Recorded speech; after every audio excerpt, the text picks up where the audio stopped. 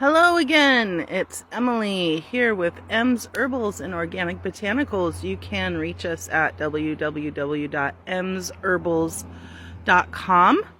I'm out here in the woods in the Pacific Northwest where I live, and it's a beautiful day. I'll just show you around a little bit, but I wanted to stop and take a minute and look at salmonberry. So I've always wondered what the difference between salmonberry and thimbleberry is, and being that I've lived here in the Pacific Northwest for quite some time, I figured it was time to find out.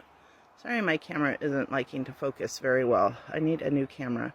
So this pink flower is a salmonberry flower, and salmonberry is actually in the raspberry family. It is Rubus spectabilis. Spectabilis makes me think of respectable, so it's the respectable raspberry. It's just a little trick to help me remember the Latin name. You can see this bright pink flower is how you can identify salmonberry, and it's almost a salmon colored flower, you could say.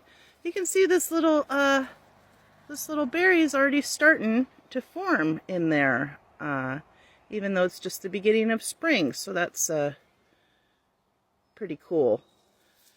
Looking at the leaves here, you can see this leaf structure. There's 3 little leaflets to a stem. One is opposite, and then there's a terminal leaf right here, so that's a good way to help identify the plant.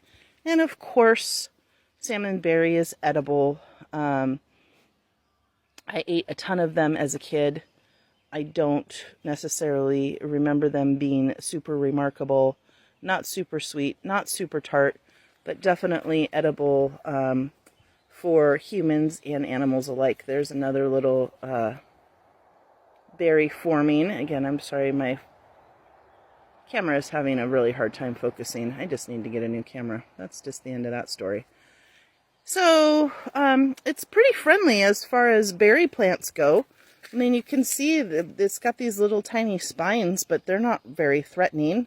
It's not very woody or overwhelming like a blackberry. It doesn't have very thick stems or large spines. You know, it's pretty friendly, pretty accessible. So, it's a bush.